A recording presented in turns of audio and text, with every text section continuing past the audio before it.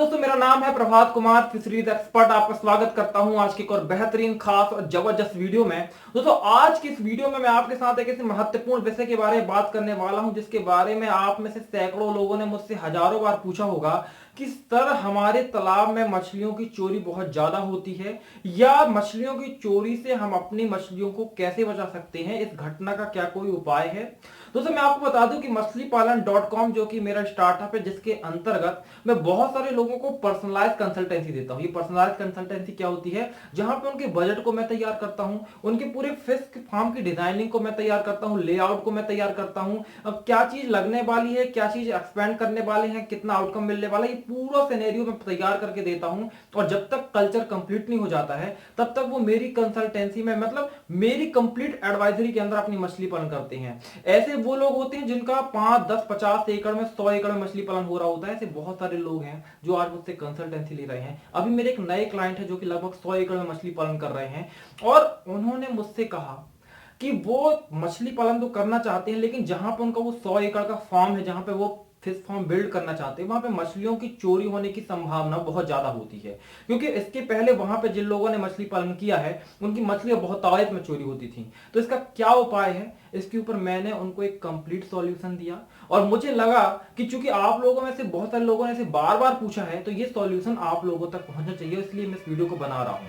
तो दोस्तों, आज इस जो समस्या है उसका समाधान आप सीधे शब्दों में से समझिए कि यदि आपको अपने घर को भूकंप से बचाना हो, तो उसका सीधा सा उपाय यह है कि अपने घर को ऐसी जगह में मत बनाइए जहां पे भूकंप आने की संभावना बहुत ज्यादा हो। दूसरे शब्दों में आप इसे ऐसे समझ सकते हैं कि अपने घर को यदि बाढ़ से बचाना है, तो अपने घर को ऐसी जगह में मत बनाइए जहां पे बाढ़ आने की संभावना बहुत ज्यादा हो। मतलब इसका अर्थ यह है कि अपने तालाब के निर्माण करने से पहले या फिश फार्म को बिल्ड करने से पहले आपको सर्वे करने की जरूरत है, और जानने की जरूरत है कि जहां पे आप फिश फार्म बिल्ड करने जा रहे हैं, तैयार करने जा रहे हैं, वहां पे आसपास में किस तरह की कम्युनिटी सरवाइव कर रही है या फिर रह रही है। और उसके आधार पे ही आप अपने फिश फार्म को बनाने या ना बनाने का फैसला लीजिए।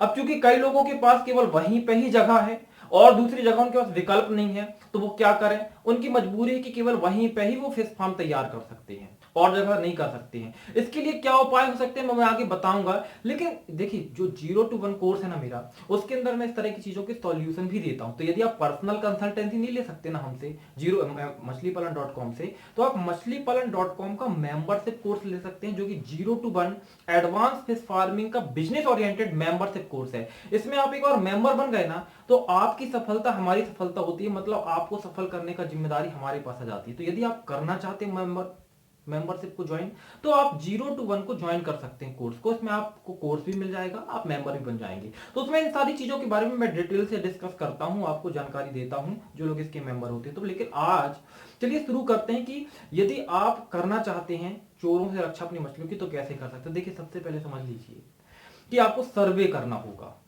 इसके लिए होता है साइट सिलेक्शन। एक रूल होता है site, rule of site selection.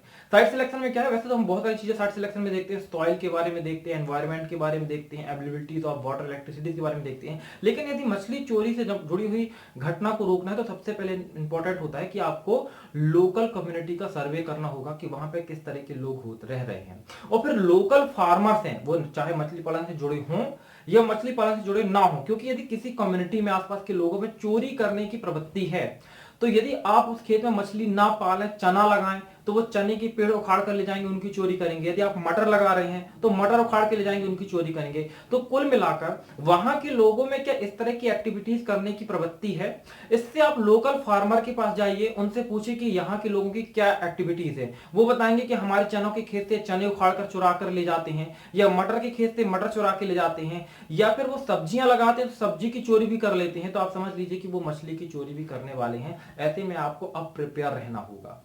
तो पहली चीज है लोकल सर्वे करिए। और यदि आप संभव हो और ऐसी एक्टिविटीज बहुत ज्यादा में हो रही हो, आपराधिक दृष्टि से बड़े स्तर में हो रही हो, तो वहां पे फिश फार्म बनाने को अवॉइड करिए। यदि आपको वहीं बनाना पड़ रहा है फिश फार्म, तो क्या करेंगे?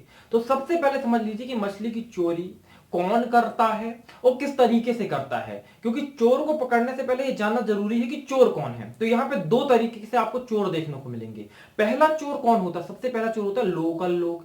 जो कि आते हैं आपके तालाब में जाल डालकर, बंसी डालकर मछली को पकड़ के लेकर चले जाते हैं और वो पर्सनल कंजप्शन यानी खुद खाने के लिए मछली का इस्तेमाल करते हैं। इनको आप बेसिकली मछली चोरी कह सकते हैं। दूसरे नंबर पे वो लोग होते हैं जिन्हें आप अपने फिश फार्म में अपने तालाब की देखरेख या मछलियों को दाना देने के लिए या तालाब की चौकीदारी करने के लिए रखते हैं। अब मान लीजिए कि आप रोज तालाब तो जान ही रहे हैं, इनके भरोसे आपने तालाब को छोड़ दिया, तो ये क्या करते हैं, खुद ही मछलियों को चोरी करवाते हैं। ये दो तरीके से काम करते हैं, या तो ये खुद मछलियों को निकाल कर बेच देते हैं बाजार में, या तो ये कुछ लोगों के साथ डील कर लेते हैं कि भाई देखो तो आके मछली चोरी करो, मैं देखूंगा भी नहीं जब तुम मछली चोरी करोगे, लेकिन जितने की मछली तुम चुराओगे उसका 50%, 40% या 60% तुमको मेरे को देना होगा। इस तरह की ये डील कर लेते हैं। आपको ये लग रहा है कि ये लोग आपकी सुरक्षा में है, लेकिन ये लोग खुद चोरी करवा रहे होते हैं। मतलब वो वाली कहावत है ना कि जिसको आपने चौकीदारी करने के लिए दी वही चोरी कर रहा है। तो यहां पे आपको दो तरह के चोर देखने को मिलेंगे। पहली वो जिनको आपने, आपके कर्मचारी, आपके एम्प्लॉय हैं, और दूसरे वो जो लोकल लोग हैं जो कि खुद के कंजप्शन के लिए आपके खेत से मछलियां चुरा कर ले जा रहे हैं। इस तरीके से आप उसको रोक सकते हैं जान के कि कौन मछली चोरी कर रहा है। तो रोकने के क्या तरीके हैं? रोकने के तरीकों से पहले मछली को पकड़ने के तरीकों को जान लीजिए कि मछली पकड़ते कहते हैं लोग। चाहे आपका कर्मचारी मछली की चोरी कर रहा हो या फिर कोई लोकल व्यक्ति मछली की चोरी कर रहा है, केवल दो तरीके से आपके तालाब में मछली चुराएगा। पहला तरीका होता है कि वो तो या बंसी डालेगा तालाब के अंदर, दूसरा तरीका होता है कि वो तो जाल फेंक के मछली को लेकर आलेगा। यदि बंसी डाल रहे हैं तो बहुत ज्यादा मात्रा में मछली पकड़ के नहीं ले जा सकता, लेकिन जाल डालता है तो बड़ी मात्रा में मछली पकड़ के ले जा सकता है। अब फॉर्म के बारे में समझ लीजिए कि फिश फॉर्म के आकार के आधार पर भी हम इसको रोकने की प्रक्रिया को बदल सकते हैं। सबसे पहला जो होता है फिश फॉर्म, वो बड़े आकार का फिश फॉर्म होता है। मान लीजिए आप 10, 20, 30, 40 या 50 एकड़ में आपका फिश फॉर्म है, तो ये बहुत बड़ा फिश। ऐसे में मछलियों को रोकने की जो विधि होगी, मछली की चोरी रोकने की विधि होगी, वो अलग होगी। और यदि आपका तालाब आधा एकड़ या 1 एकड़ का छोटा सा तालाब है और आपके पास ज्यादा पैसा भी नहीं है खर्च करने के लिए, तब मैं अलग विधि है उसके लिए मैं अलग से आपको विधि बताऊंगा। तो सबसे पहले बात कर लेते हैं कि बड़ा यदि आपका तालाब है तो आप क्या कर सकते हैं। पहला तरीका, प्रॉपर फेंसिंग करवा देना। यदि आप चारों तरफ से प्रॉपर तरीके से फेंसिंग करवा देते हैं, और ये ध्यान में आपको रखना है कि तालाब के अंदर घुसने का केवल एक रास्ता होना चाहिए, निकलने का केवल एक रास्ता होना चाहिए। कई रास्ते होने से आप सही ढंग से देख रेख नहीं कर पाते कि कहां से कौन व्यक्ति आ रहा है, कहां से कौन व्यक्ति जा रहा है। हो सकता है कभी आपके तालाब में कोई मछलियां चुरा रहा हो, तालाब के अंदर हो, आपके फार्म के अंदर हो, आप पहुंच रहे हैं एक गेट से और उनको पता चला जैसे कि आप तालाब में आ रहे हैं, वो दूसरे गेट से निकलकर भाग गए, तो ऐसे में आप उनको सही ढंग से पकड़ नहीं सकते हैं। तो हमेशा ये ध्यान रखिए कि आपका आने और जाने का रास्ता एक हो और चारों तरफ से प्रॉपर फेंसिंग हो, जिसमें कम से कम हाइट 6 फीट से ऊंची हो, ताकि कोई उसे लांघ कर आसानी से तालाब के अंदर ना आ सके। दूसरा तरीका यह होता है कि यदि आपके यहाँ लोकल लोग आकर मछली की चोरी कर रहे हैं, और कई बार ऐसा होता है कि रात के समय मछली की चोरी करते हैं, तो आप अच्छे किस्म के कुत्तों को पाल सकते हैं। ये कुत्ते आपके प्रति वफादार होंगे, और ऐसे में यदि आपके तालाब में इन लोगों के द्वारा मछली की चोरी हो रही है, तो ये कुत्ते दिन में और रात में दोनों ही समय आपके तालाब की मछलियों की रक्षा करेंगे। और जब भी कोई चोर या कोई अज्ञात व्यक्ति आपके फिश फार्म में एंटर करेगा तो इसे खदेड़ कर बाहर कर देंगे, और इससे आसपास के लोगों में भय भी बन जाएगा कि भाई वहां पे तो बड़े बड़े कुत्ते हैं, इसलिए घुसने की हिम्मत मत करना। फिर दूसरा यहाँ पे जो है कि अगर आपका बड़ा फिश फार्म है और आपके कर्मचारी ही मछलियों की चोरी करवा रहे हैं और आपको अनुभव हो रहा है, तो आप यहाँ पे सीसीटीवी की मदद ले सकते हैं। सीसीटीवी आप आज के समय में बहुत महंगे नहीं है, आराम से 4-5 हजार रुपए में आप 2-4 सीसीटीवी लगवा सकते हैं। कई बार क्या होता है कि आपके कर्मचारी ना केवल मछलियों की चोरी करवाते हैं, बल्कि आपके जो फिश का फीड होता है, क्योंकि आप एक एक बोरी पर डे फीड तो लेकर नहीं आते हैं, आप एक साथ 10, 20, 50 बोरी फीड ले आएंगे, 100 बोरी फीड ले आएंगे और उसको गोडाउन में रखवा देते हैं। और रोज तो आप बोरियां गिन नहीं रहे कितनी बोरियां खत्म हो रही, कितनी बोरियां वो दाना मछलियों को दे रहा है। ऐसे में एक बोरी दाना वो मछलियों को डाल रहा है और एक बोरी दाना आपका बेच दे रहा है, ये भी समस्या होती है। तो इस समस्या से बचने के लिए भी सीसीटीवी एक बहुत अच्छा विकल्प होता है। तो यहां पे या तो आप ये कर सकते हैं कि आपका जो कर्मचारी हो बहुत विश्वसनीय हो, लेकिन किसी पे एक अति से ज्यादा विश्वास, जैसे कहते हैं ना, अति का भला न बोलना, अति की भली न चूप, तो अति यहां पे विश्वास भी हानिकारक होता है। तो इसका सीधा सा तरीका है कि आप सीसीटीवी कैमरा लगवाएं जो कि लाइव फुटेज आपके मोबाइल या एंड्रॉइड फोन पे चला सकें, जो कि वाईफाई के जरिए कनेक्ट हो जाएंगे और आपके मोबाइल पे 24 घंटे आप कभी भी निगरानी रख सकते हैं कि आपके तालाब पे क्या हो रहा है। इससे आपके कर्मचारियों के अंदर भय बना रहेगा और वो इस तरह के काम करने से डरेंगे। यहां पे चौथा तरीका होता है औचक निरीक्षण। कभी भी आप अपने तालाब में फिक्स टाइम नहीं रखिए कि साहब जो है सुबह 8 बजे तालाब में आते हैं घूमने के लिए, देखने के लिए, फिर शाम को 8 बजे आते हैं। नहीं नहीं, ऐसा कभी नहीं करना है। औचक निरीक्षण करिए, कभी भी आइए, कभी भी जाइए। लोगों के मन में भय बना रहे, आसपास के लोगों के मन में भी और आपके कर्मचारियों के मन में भी, कि कहीं मैं मछली चोरी करवा रहा हूं, एकदम से हमारे मालिक तो नहीं आ जाएंगे, हमको पकड़ तो नहीं लेंगे। और जब भी आप 2-4 बार ऐसे औचक निरीक्षण करते उनको पकड़ेंगे ना, उनके मन में ऑटोमेटिक भय पैदा हो जाएगा और वो इस तरीके के काम करना को बंद कर देंगे। तो ये तरीके होते हैं बड़े तालाबों के लिए। और इसके अलावा क्या कर सकते हैं आप, वर्ड नेट लगवा सकते हैं। वर्ड नेट लगवाने से क्या होता है कि हमेशा बंसी डालकर मछली पकड़ना काफी मुश्किल हो जाता है, तो एक तरीके से आप इसे भी रोक सकते हैं। लेकिन इतने तरीके काफी होते हैं मछलियों को पकड़ने से रोकने के लिए। लेकिन वो लोग क्या करें जिनका तालाब छोटा है, आधा एकड़ में, 1 एकड़ में तालाब कर रहे हैं, उनके पास इतना पैसा भी नहीं है कि मछली को दाना खिला सके, तो भैया वो कहां फेंसिंग करवाएंगे, कहां सीसीटीवी कैमरे लगवाएंगे। और आधा एकड़ के तालाब में क्या होता है, कई बार लोग ना जैसे खेती कर रहे, धान लगा रहे, गेहूं लगा रहे, उसी के बीच में आधा एकड़ का तालाब बना लिया, वहां मछली डाल दी। अब वो कहां फेंसिंग करवाएंगे, कहां सीसीटीवी कैमरा लगवाएंगे, फिर वाईफाई कनेक्शन कहां करेंगे, इलेक्ट्रिसिटी 24 घंटे कहां मिलेगी, ये सब सुविधाएं नहीं होती हैं। इसके लिए एक सीधा सरल उपाय होता है उन लोगों के लिए। पहला उपाय तो ये है कि वो औचक निरीक्षण करें अपने तालाब का, क्योंकि वहां पे कोई कर्मचारी तो उन्होंने रखा नहीं है, तो ऐसे में वो अपना फिक्स शेड्यूल ना रखें अपने तालाब में जाने का। कभी भी तालाब में जाएं, घूमते फिरते तालाब में पहुंच जाएं, तो आसपास के लोगों को ये विश्वास हो जाए कि ये व्यक्ति जिसने मछली पलवाई है कभी भी आ सकता है। इससे लोगों के मन में भय बना रहेगा कि भाई इसके तालाब की मछलियां मत पकड़ना है, कभी भी आ जाएगा, फिर विवाद होगा। तो ऐसा करके भी आप लोगों के मन में भय बना सकते हैं। फिर भी बहुत सारे ऐसे लोग हैं जो रात के समय मछलियां पकड़ते हैं, दिन के समय भी मछलियां पकड़ते हैं और वो मानते भी नहीं है। इसके लिए एक ऐसा बायोलॉजिकल उपाय है जो आपकी मछलियों के लिए फ्री में तो फीड बनाएगा। ये उन लोगों के लिए ज्यादा कारगर है जो छोटे तालाब में मछली पालन, मैक्सिमम 1 एकड़ के तालाब में या फिर बड़े बजट के साथ मछली पालन नहीं कर रहे हैं। तो ऐसा तरीके जो मछलियों के लिए फीड बनाएगा, साथ ही आपकी मछलियों को चोरी से भी बचाएगा, और वो है बांस का प्रयोग करना।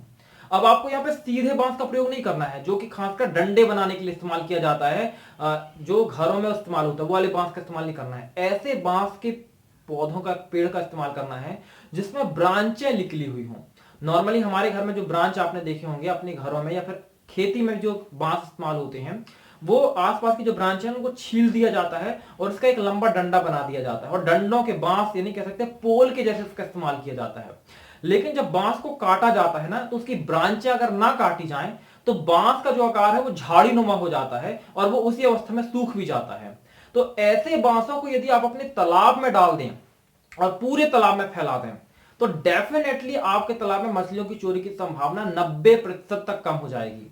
ऐसा क्यों, इसे समझ लीजिए। सबसे पहला कि कोई भी व्यक्ति आपके तालाब में मछली कैसे पकड़ेगा, बंसी डालकर, डंडे में वो कहते हैं ना वो कांटा फंसा लेते, उसको बंसी बोलते हैं, बंसी फेंक कर निकालेगा। तो कभी भी जब वो बंसी फेंकेगा तो उसके लिए आपके तालाब का जो ऊपर वाला सरफेस एरिया है वो एकदम साफ सुथरा होना चाहिए। अब क्योंकि आपने ब्रांच वाली झाड़ीदार बांस के पेड़ों को तालाब में फेंक रखा है, तो उससे क्या होगा, बंसी उसी में फंस जाएगी और मछली पकड़ में आएगी नहीं, तो बंसी का तो फेल हो गया। दूसरी बात, जाल चलाने के लिए, उसके लिए भी साफ सुथरा तालाब चाहिए। तो जब भी आपके तालाब में ऐसे बांस फैले रहेंगे तो उसमें कोई जाल भी नहीं चला पाएगा। अब इतना महारथी तो कोई है नहीं कि हाथ डालकर सीधे तालाब से मछली निकाल ले, वो संभव है लेकिन ऐसा पकड़ कोई सकता नहीं है। तो आपके तालाब में मछली चोरी होने की संभावना ऑलमोस्ट 90% खत्म हो जाती है। अब आपका सवाल है कि इस तरीके से झाड़ी नुमा बांस है जिससे ऐसा बांस जिसकी ब्रांच नहीं काटी गई हो, चारों तरफ से झुरमुट जैसे पूरा बांस है, क्या ऐसे बांस को तालाब में डालने से मछलियों को कोई हानि होगी? बिल्कुल हानि नहीं होगी। इससे बल्कि मछलियों को फायदा होगा, क्योंकि जब भी आप बांस को पानी में डालोगे तो बांस की खातिर क्या दूसरी झाड़ियों को भी आप डाल सकते हैं, लेकिन उन झाड़ियों को डालने से क्या नुकसान होगा कि वो पानी में सड़ेंगी। बांस पानी में लंबे समय तक नहीं सड़ता है, इसलिए बांस को आप पानी में डाल सकते हैं। लेकिन जब ये पानी के संपर्क में रहेगा बांस, तो जो इसकी बांस का क्या ऊपर आउटर सरफेस होगा ना बांस का, उसमें एक पतली पतली लेयर बनना शुरू हो जाएगी पानी में संपर्क में रहने के कारण, जिसे बायोफिल्म कहा जाता है। और इस बायोफिल्म को मछलियां खाती हैं। तो यहां पे तो चोरों से सुरक्षा होगी ही, साथ में मछलियों को खाने के लिए भी व्यवस्था हो जाएगी। तो ये 2 तरीके थे, 2 अलग अलग तरह के मछली पालकों के लिए। उम्मीद है कि दोनों तरीके आपको पसंद आए होंगे। दोस्तों, यदि आप इसी तरीके से मछली पालन के विषय में और जानकारियां प्राप्त करना चाहते हैं तो इस चैनल को सब्सक्राइब कर लीजिए। ये वीडियो पसंद आई तो इसे लाइक करिए, सोशल मीडिया पे शेयर करिए और कमेंट करिए कि आगे आने वाले विषय में किस विषय में मुझे वीडियो बनानी चाहिए। साथ ही यदि आप मछली पालन को मेरे साथ करना चाहते हैं, मिलकर मेरी कंसल्टेंसी में करना चाहते हैं, तो आप 0 to 1 का मेंबरशिप कोर्स ज्वाइन करके मछलीपालन.com का आप मेंबर बन जाइए, जहां पे आपकी सफलता मेरी सफलता समझिए। तो मैं उतनी मेहनत करूंगा आपको सफल बनाने के लिए जितना कि मैं खुद को सफल बनाने के लिए कर रहा हूं। तो आप बनिए मछलीपालन.com का मेंबर। इसके लिए क्या करना है, आपको 0 to 1 कोर्स को ज्वाइन करना है, जिसकी फीस है 4,999 रुपए। या फिर आप यदि मुझसे पर्सनल कंसल्टेंसी के साथ मछली पालन करना चाहते हैं, पर्सनल कंसल्टेंसी लेना चाहते हैं, उसकी फीस थोड़ा ज्यादा होती है, आपके प्रोजेक्ट के ऊपर ये निर्भर करती है। उसके लिए आप हमारे व्हाट्सएप नंबर 8815756881 पर संपर्क कर सकते हैं। मिलता हूं दोस्तों अगली वीडियो में, तब तक के लिए जय हिंद, जय भारत, वंदे मातरम।